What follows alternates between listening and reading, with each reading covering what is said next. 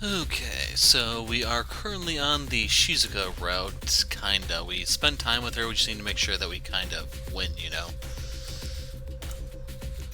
Is everyone in agreement? Yes. Let's go with this. I input the allocation using the terminal and everyone place their palms... What? I input the allocation using the terminal and everyone else place their palms on theirs to approve it. Thank you for your entry. Please exit the dining hall so that stinky Team B can assign their points. We quickly shuffled out of the dining hall and Team B entered for their turn. After a few tense minutes of waiting, Team B exited the dining hall. Dai followed, boisterous as usual. Wonderful start to the bidding wars. Both teams are fighting hard. Now let's see the results of round 1. If you would be so kind as to draw your attention to this screen. Dai projected a screen using the same light she was made of. And the winner of round 1 is...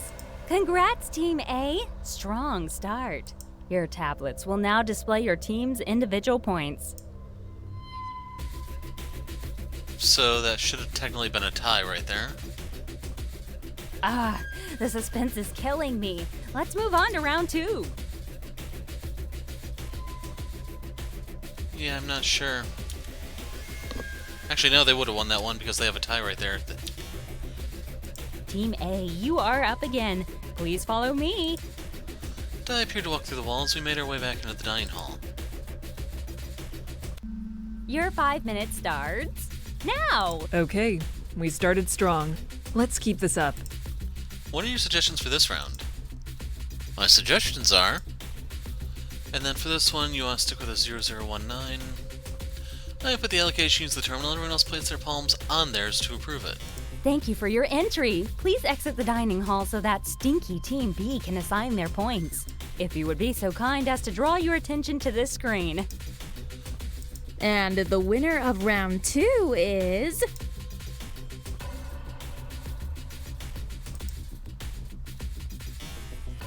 Ah! Team A, you are my hero! Let's move on to round 3 then. So keep in mind, once again, we should have lost this. Like, even the colors are off there.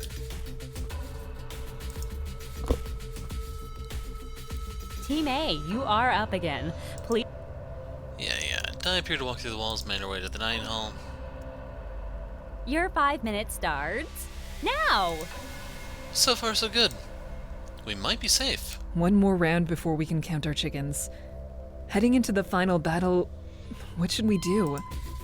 3-0-0. Congratulations, Team A! After 3 rounds, you have come out victorious. And that means, Team B, you lose. Congrats! I'm so sorry. No, I can't have lost. Beatrix leapt from her chair, pointing at her team. You guys screwed me. Now, Trixie. No one likes a sore loser. Shut up, Dai. No one asked you. This isn't fair. Beatrix, I'm sorry. No one wants this. Nicholas became desperate as his sister was now set to be executed. What if we swap places? I'll die. I volunteer. No, you can't. I will. If it'll save you. Nope, not swapsies. Sorries! But I want to. Well, you can't. Rules are rules. And besides, this coupon is good for 1 Beatrix. No substitutions allowed. Beatrix was glaring at her whole team and turned her anger onto the rest of us as well. I'm a medic. What will you do if we're both gone, huh?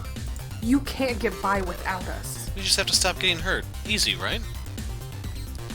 I felt bad for Beatrix, but it wasn't like we'd taken a vote and decided to kill her. She'd just lost the game, and that could have happened to any of us. This isn't fair. Yawn. How many times are you gonna say that? It is fair, sister. So suck it up and spin that wheel. Dai's big wheel of deaths appeared and she gestured to it. Come on, give it a spin. I can't touch it, you moron. And you never will, with that negative attitude. Don't worry, Trixie. I'll spin it for you. Dai reached up and pretended to grab the wheel and spin it. It flashed and changed colors as it span, blurring so we couldn't read the options as they passed the indicator. Whoops. Looks like I pushed a little too hard. It may never stop spinning at this rate. Death by old age. How about you tell me when to stop and I grab it? Beatrix was sitting back down, glaring daggers at Dai, not saying anything. No? Geez, awkward. Guess we'll just have to wait. The wheel must have spun for 2 minutes before it finally started to slow down. Ooh, here we are. Will you just look at some of these exciting options? Can't wait to see where we end up. The wheel slowed again as Dai pulled more and more ludicrous, surprised faces, like she wasn't in control of the whole thing. And the winner is poison. Huh, that's actually kind of boring. But rules are rules. And what do we do when there's rules, Nicholas? Break them. Not break them. You got it, handsome. Dai pointed dramatically to the door. To the medical bay. None of us had any other choice but to follow her out and into the corridor. Beatrix, I'm so sorry. Yeah, you keep saying. She won't let me swap. But maybe there's some other way. In the face of Nicholas's desperation, Beatrix suddenly mellowed. For once I saw the older sister come out in her. I never thought I'd say this, but I think maybe we can't win this one, little brother. No. No. There has to be something we can... Nicholas, there isn't. Will you look at that? I'm actually being the reasonable one. Nicholas started to plead with Dai, bargaining for her sister's life. Die? Die, this isn't right. Why can't we? Nicholas. I'll die. Right now, right here. I'll find a way to... I think if you did that, Dai would kill Beatrix anyway. I agree. I don't think suicide will solve anything. They're right. Nicholas, little brother, no suicide. I forbid it. Here we are.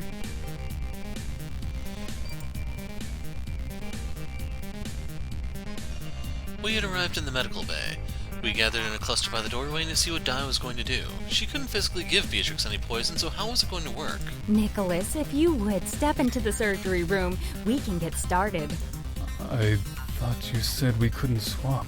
Well, I did say rules are rules, but I'm not unmoved by your brave offer. So, into the room with you. Nicholas moved towards the door. No. No, please. Too late. Get in. Beatrix pulled her brother into a hug as he moved towards the door.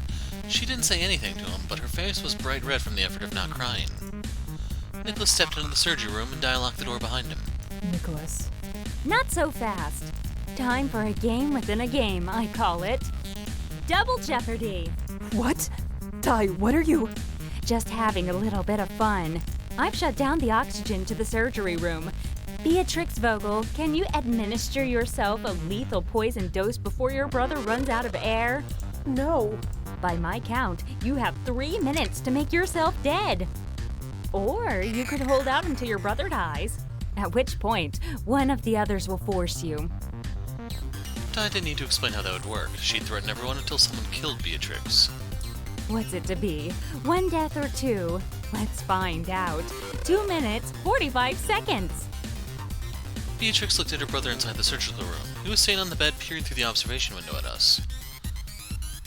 He seemed to be trying to read lips, which meant Dai must have cut the sound so he couldn't hear what we were saying. Did I mention you need to be 100% dead before I turn his oxygen back on? You've got 2.5 minutes.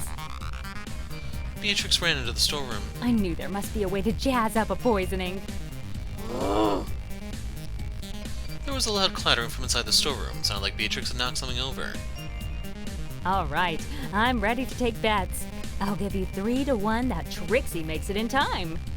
No one? What about 11 to 1 that she deliberately lets her brother die? Real funny, Dai. Not a gambling crowd, eh? Beatrix emerged from the storeroom, a bottle in hand filled with a dark liquid. We need to get to the kitchen ASAP. I need to mix this with a chemical from the kitchen. Beatrix ran as quickly as she could towards the kitchen. The rest of us followed quickly after, leaving Nicholas alone and confused in the medical bay. We made it to the kitchen where I saw Beatrix hurriedly mixing liquids on the counter. What are you mixing? I won't tell you fools, then you can poison yourselves. Beatrix quickly sat down at the kitchen island. Beatrix Vogel, you have served the Everett and the mission with honor. Beatrix lifted her glass, now a yellow in color, and began drinking the We concoction. will remember that, and the courage you are showing today. Thank you. Beatrix blinked a few times and began to fall backwards off her chair. Whoa! It's okay, Beatrix. I got you. He got a strong grip on Beatrix and helped her sit back up straight. That's quicker than I... Ah! Beatrix leaned forwards, bracing herself on the table. I didn't know what kind of poison she used, but it must have been quick acting and painful. Ah! Oh, my head. Salute! Vladimir turned Melody to face him, while the rest of the crew, except Katashi, who was still beside her, honored Beatrix with a salute. The captain was right. This was a courageous act, and however abrasive Beatrix may have been, she was brave and loyal to her brother. I can't see. I can't see. Don't worry, there's nothing to look at. Though her eyes were wide open, she was reaching out feebly for Katashi, who was holding on to her when the first spasm came. Katashi held her down, but Shizuka ducked under his arm and took one of Beatrix's hands in hers. Oh, God. Oh, Squeeze my hand. It's okay. Nicholas. He's okay, he's still breathing. We will take care of him, Beatrix. I promise.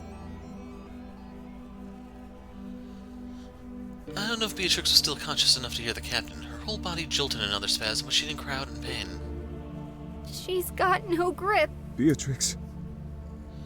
Even the spasm seemed to have stopped. Beatrix! Katashi put his ear to her chest and a hand in front of her mouth and nose. She's not breathing. Woo! Now that's what I call a show. I don't. To put into context for you guys, her death here is the exact same as her death here. That's really lame. Even though, yes, it is the same game, it makes me wonder what other recycled deaths we're going to have as we go. Encore! Encore! She's dead. Die, let him out. Very well. Rules are rules. The surgery door is now open and oxygen restored to that room. Kimiko and I hurried back to the medical bay. Nicholas was conscious, but the quick, hurried breaths made a wheezing sound as his body was still in panic mode. The captain and I eased him gradually to a sitting position. She... I'm so sorry, Nicholas. Can I? You want to see her? Nicholas just nodded. Between the two of us, we were able to help him stand up and walk to the kitchen, where the others stood gathered around Beatrix, who was laid out over the bench. Melody held out her hand to touch Beatrix's limp arm. She was so sad. We should go back to our quarters. Nicholas? Yes. I'm sorry that Beatrix has gone away. I couldn't handle it. I had to see her. Yep, there's a random line. Come on. Let's go home. See you tomorrow, bright and early for a brand new game. Vladimir squeezed Melody's hand and led her out of the room before Dai could say any more. All right. Katashi, can you please help Nicholas with her body? Can I have a minute with her? Of course. Everyone out. The captain led the way out of the kitchen, and those of us who remained stood around the corridor silent. Eventually, the captain spoke. I suppose we should disperse. Katashi, can you wait here for when Nicholas is ready? Of course. Everyone else, let him have space. Don't try to push him to talk or anything. We each went our separate ways, most of us to our quarters, to hide away and wonder who Dai would take next.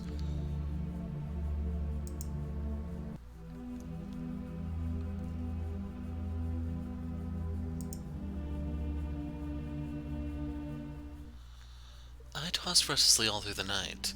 Beatrix died 1,000 times in 1,000 different ways every time I closed my eyes. I rolled over trying to get more comfortable when I met some sudden resistance. Hey! What the? I opened my eyes to find Shizuka in my bed, but what was more confronting, Yeah, is this supposed to be confusing? But what was more confusing is that she didn't even seem to see it as problematic. Just try not to hit me again, okay? Good night. No promises. Shizuka rolled over and went back to sleep almost instantly. She slept with her mouth slightly open and she made a gentle snoring sound. Must not smother in sleep. Oh, Shizuka, you've made a terrible mistake. I quietly slipped out of my bed and grabbed a pen from my desk. Time to let your inner artist shine, hero. I worked my magic, channeling my inner artist. Oh, Shizuka, you could sleep through the apocalypse. I chattered to the comatose Shizuka as I continued. Seriously though, I'm super jealous. Here I am having trouble sleeping every night and you're out cold. I finished without a twitch from Shizuka. Job well done. Guess I'll go back to sleep too, and wait for the fireworks to start. It took mere minutes for me to fall asleep again. I found fine art very relaxing. I felt a hand gently rocking me awake. Hey, I'm hungry. Let's go get some food. I wish I could zoom in on that so you guys could see it more. He drew a couple equations here and there, but nothing groundbreaking. I could barely contain my laughter upon seeing her face earnestly staring down at me. Sure, I could go for some food. You wanna go wash your face before we head to the dining hall? Come on, I've given you one chance to save yourself. Take it. Instead, she screwed her face up at me. What's wrong with you? Why are you so motherly all the time? Who cares about washing our faces? Let's get something to eat. Just looking out for you. It took all of my composure to suppress the grin that was bubbling up. I hurriedly made the bed, not wanting to miss any of the action, and followed Shizuka into the hallway. I hope Katashi is making something delicious for breakfast. I really need the energy after yesterday. What are you hoping for? I'd really like some bacon. Huh, thought you would be more of a pancake girl. Pancakes are just the flavorless topping carriers. I've never thought about it. Now that I have, I guess I don't really like pancakes. I like what accompanies them. Right! Pancakes are just an excuse to have ice cream for breakfast. We both giggled as we arrived at the dining hall. Both Katashi and the captain were present. Good morning. The captain stopped dead in the middle of her sentence. Her brows furrowed, followed immediately by a look of immense sorrow. If you will excuse me. The captain got up from her seat and made her way out of the dining hall. That was not the reaction I was expecting from the captain. I expected a scolding for my immaturity, maybe even a small laugh. Katashi looked up from his seat and realized what had happened. Ah. What's wrong with the captain? Did I say something? Let me guess, kiddo. You slipped into Newbie's bed last night? Shizuka stood shocked. How did you know? Is the captain angry I slept in his quarters? I don't think she's angry about... Shizuka was quick to get defensive. I know she's the captain and I know she has a soft spot for him, but I'm an adult and I can do what I like. She's just jealous. Katashi bit his lip awkwardly, waiting for Shizuka to finish her rant. You know how I always say you're the worst at reading the room, kiddo? Yeah? What about it? I don't think the captain's jealous. I think she's upset about that. Katashi pointed directly to Shizuka's face. What? What's wrong with my face? Perhaps it's best if you go to the bathroom and check it out for yourself. Shizuka dashed out of the dining hall, leaving me alone with Katashi. So the smart thing to do is to make tracks. Unfortunately, they're not going to let us do that. I didn't know that would cause such a problem. It was supposed to be a joke. Katashi let out a hearty laugh. Look, newbie, you did a great job. A+ on the workmanship. It's every bit hilarious as it was when Yoshiki used to do it. You mean Aquaman? Yeah, tough luck there. Yoshiki used to get in trouble with the captain all the time for drawing on Shizuka's face when she slept. I didn't know. I'm so sorry. Don't be so hard on yourself. It would have just struck a little close to home for the captain. I felt terrible. Katashi saw that and tried to lighten the mood. Shizuka sleeps like a rock, eh? Yeah, she certainly does. One time Yoshiki thought she was dead, then panicked and woke Beatrix up. He was lucky to live through the night. Wow, he must have been pretty upset to wake Beatrix up. I've only known her for a few weeks. I'd rather jump out the airlock than get on the wrong side of the bed, than get her out of the wrong side of the bed. You know her well enough, it seems. Yeah, but that problem's been remedied, don't worry. Just as Katashi finished his sentence, Shizuka exploded through the dining hall doors, barely stopping for them to slide open. What the hell? I see you managed to clean up my handiwork. Math! Of all the things you could draw on my face, you drew equations? I couldn't think of anything else. What would you have preferred? Anything! No wonder the captain was so upset. That's what Yoshiki used to draw too! Huh, Aquaman was a man of culture, who knew?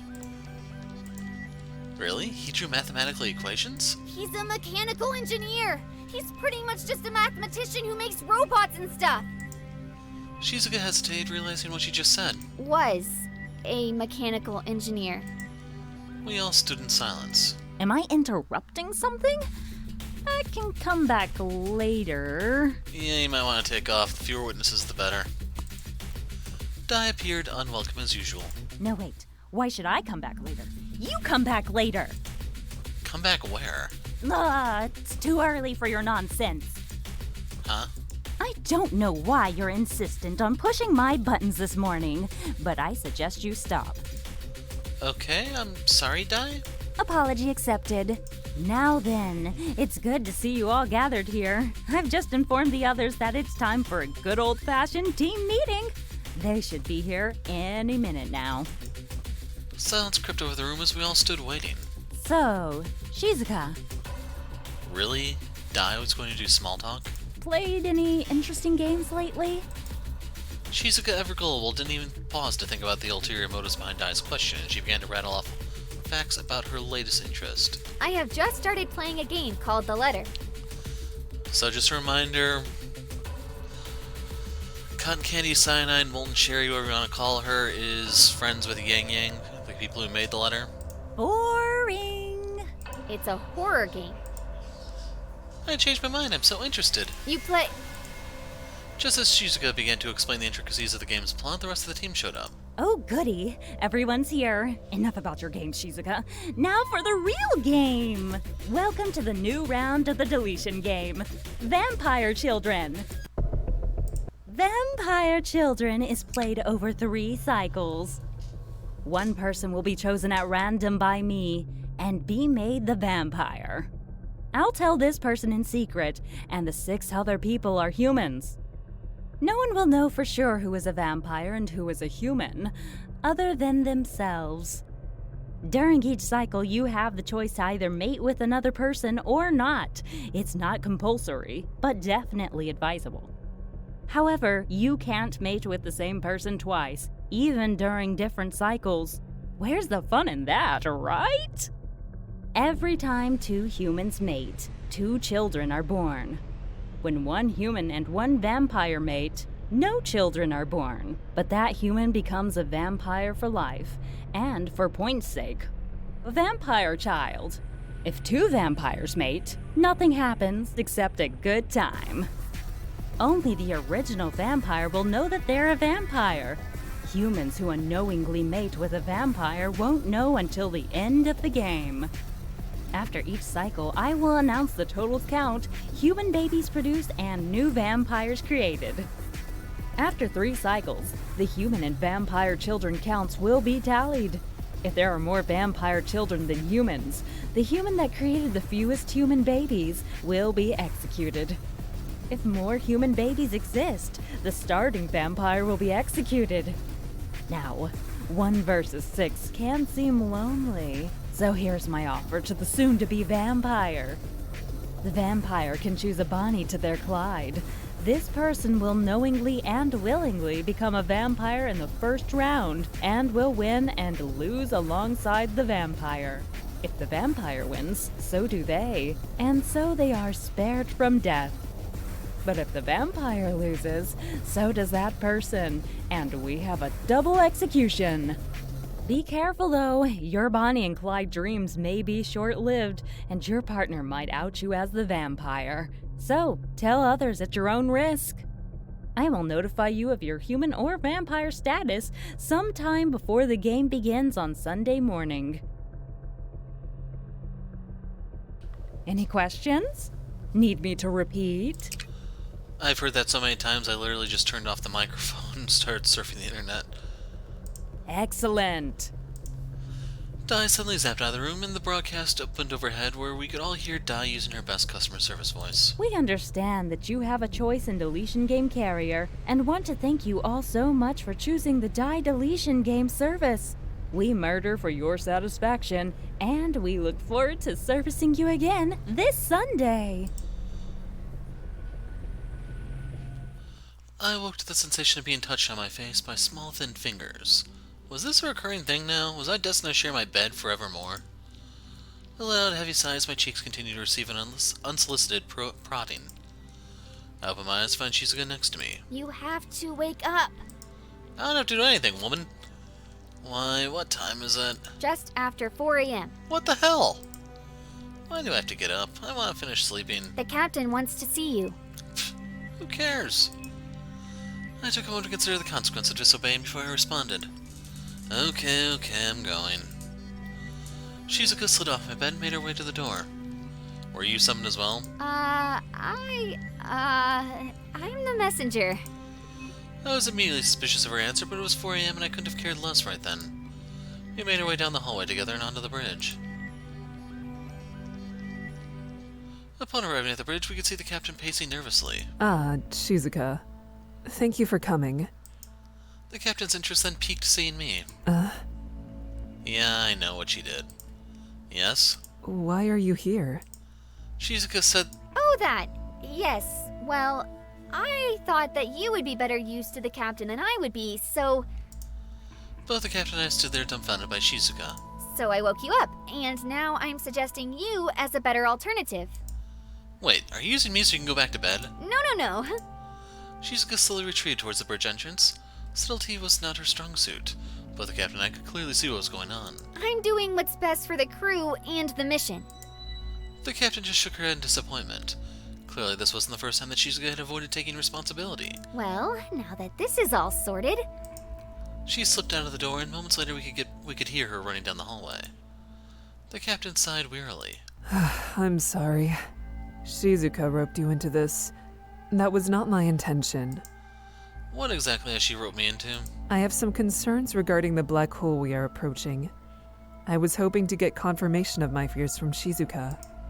I don't like your chances. You have to choose your battles carefully where Shizuka is concerned. I see. If there was anything I wanted to know about Shizuka from the captain, it seemed that now was the time.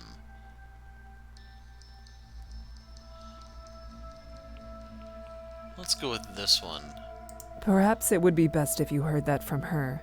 Damn it, I asked you! Is it that bad? The fate of Shizuka's family was not a natural one. So I think it is best that you ask her directly. Wait, she has a sister? It would appear that I have already said too much. To the problem at hand. Unfortunately, Shizuka has already excused herself, so perhaps you will give suitable counsel in regards to my concerns. We're all gonna die. Can I go back to bed now? I'll do my best, Captain. Lay it on me. I am concerned that navigating so close to the black hole is a mistake, and the window to make any flight path adjustments is closing fast. Captain, I think you made the right decision. People are already dying on my watch. I don't want to sentence the entire crew to death at once. Then just tell them I did it. I have no qualms. As long as we avoid the event horizon, the worst thing we will need to deal with is the time dilation. Even then, the difference in the flow of time shouldn't be observable by us. Time dilation? To put it simply, time passes slower for those closer to a black hole than those further away from it. So a day to us might in fact be a year for those outside of its influence, but theoretically we shouldn't even notice. The captain started looking even more concerned. Nothing I was saying was helping here. Maybe I was making it worse. My father always said that people are like parrots. They love their own reflections and voices. Maybe that's what he meant. Here goes.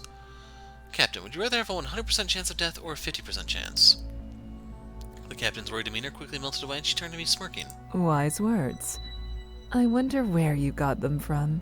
A pocket watch. But you are right, and so was I. Not chancing the black hole is a death sentence in itself. See, all better. No point worrying about what we can't control. We either die from a black hole or a psychotic AI system, both noble deaths. The captain looked stern for a moment before breaking into a laugh. Noble indeed. Thank you for the laugh and for your counsel. Now that I've served my purpose, do I have the freedom to return to bed? Your freedom has been earned. You are dismissed. Thank you, O great and benevolent leader. I made a mock curtsy before darting back to my quarters. Ah yes, I forgot. My bed was no longer my own. Is that you? Finished with the black hole thingy? Or do you mean back hole? Shizuka lay huddled in my bed, barely holding her eyes open as she stumbled over her words. You mean your work? Yes, I did. Good work. Okay, sleep now. She rolled over unfazed and was instantly asleep. There was no point in fighting it. To be honest, not only was she cute when she slept, it was also comforting to not sleep alone. I woke hours later at a much more reasonable time, ready to start the day. I got ready and quietly slipped out of my quarters and headed to the lab, leaving Shizuka to marinate on my drool-stained pillow. It took half an hour to spread all my parents' work across the tables categorically. I only have one more day before the next round of the deletion game. Now is as good a time as any to have a revelation. I stood surveying the vast paper landscape with hands on hip, trying to take everything in. Knock, knock. My heart raced as I spun around to see Kanoshi standing in the doorway to the lab. Kanoshi, is everything okay? Besides being caught in a deadly game run by an angry toaster? I guess. Then yes. Everything's a-okay. As long as the refrigerator isn't angry too, then we have a problem. Also, an angry toaster? Do you have a death wish? Why? You gonna snitch on me? Maybe. Kanoshi made himself look very large and imposing. Of course not, I'm on your side. Good. 'Cause snitches get stitches. Remember that. Can they get breakfast instead? I don't think I could forget this moment even if I wanted to. Good. I shifted my weight from side to side as I awkwardly tried to sag. So, why are you here? I almost forgot. Good catch, rookie. Shizuka asked me to ask you if you'd like to play some games with her today. Why'd you just come and ask me yourself? Apparently she was in a boss fight or something. Makes sense, I can respect that. So how did you get roped into being her assistant? Well, I checked in on her because when she's playing games, she often forgets to eat. And had she? She hadn't eaten, but now she has. Thanks to me. Kanoshi stood as proudly as a superhero, having just saved the girl from almost certain starvation. So, am I supposed to give my response to you so you can take it back to her? Kanoshi... I had to sneeze. Kanoshi scoffed at my question. I am her assistant, not yours. Run your own errands, newbie. I need an assistant of my own. Yoshiki, where are you? Kanoshi gave me a reprimanding look before exiting the lab. Huh. I don't know, maybe we can let the kid out of the cage. She finally has a use. I stood once again alone in the lab, staring at the papers with no more understanding than before. Let's go play some games. I was getting nowhere, and tomorrow I may be dead. A few hours of video games can hurt. I left the research where it lay in the lab and headed to the rec room. I arrived to find Shizuka taking up most of the floor space in front of the TV. So, what are we playing? You came! Your lowly assistant Kanoshi came and summoned me. He brought me cake. Best assistant ever. Meanwhile, mine is off sleeping in a cage somewhere. Or in a pool. Did anyone ever get Yoshiki out of that? Aw, man, I want cake. You snooze, you lose. I'm not sure why I felt so robbed, but I did. That cake looked amazing. Damn it, Kanoshi! We're playing the two-person version of Unicorn's Revenge. I need help to finally defeat General Rainbow. That sounds good. Shizuka interrupted me without skipping a beat. You have delayed your fate for too long, General Rainbow. No longer will the magical minions, the hopping mad stars, the frosty cupcakes, or the flutterous butterflies be held captive under your spell! I, the unicorn of the blindingly sparkly forest and the hero of this story, will rescue all those who are innocent and punish those who are responsible. Prepare your meager defenses and accept your demise at the end of my horn. Mwahahaha! Shizuka cackled maniacally. Shizuka, Yes, are you sure you're the good guy? but of course, I'm always the good guy. Shizuka tossed me a controller and I settled into a comfortable spot as the game plays to life. Hours passed and the game's main boss, General Rainbow, still stood. Shizuka was becoming increasingly aggravated. Ah! So, I was thinking of starting an herb garden. I decided to quickly change the subject. Shizuka stopped her tantrum and looked at me dead in the face, confused at my sudden outburst. I feel like I have a deep connection to basil. Not sure why. Just speaks to me in a way that other herbs fail to do. I could even grow it in my quarters. Shizuka's face screwed up with disgust at the mention of basil. I don't know if it's basil or basil. Basil? Really? There are so many better herbs to grow. Oh, like what? My distraction game was working. You know what? I think all herbs suck. Why not grow something delicious like strawberries or chocolate? Strawberries wouldn't be too bad. Chocolate... yeah. For one, I'm pretty sure that comes off a tree, and then to make it edible, It's a lot of work, man. And there you go. I don't think chocolate grows on trees in quite the way you're imagining it does. I think I do. Katashi told me that chocolate grows on trees. Well, cacao does. Cacao is chocolate. It's just like the French name or something. Uh-huh. There was no way I was winning this one. Ah, it's getting late. I'm going to get ready for bed. Shizuka jumped up and saluted me as she exited. I begrudgingly lifted myself off the floor. I'm getting too old to sit on the floor. I made my way back to the lab to tidy up before bed. It took me another half an hour to put all my parents' work back into their carefully organized boxes. Sheesh, you guys. I think with so much of your research available, at least some of it would be useful. I chuckled to myself tiredly as I slipped the watch into my pants pocket and head back to my quarters.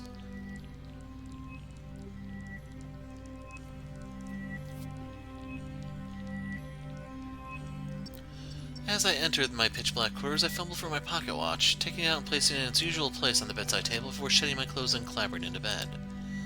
I tried to snuggle into my blankets but met resistance. I pulled violently, the blankets appeared to be caught on something. Stop it! You're letting the cold in! Or someone.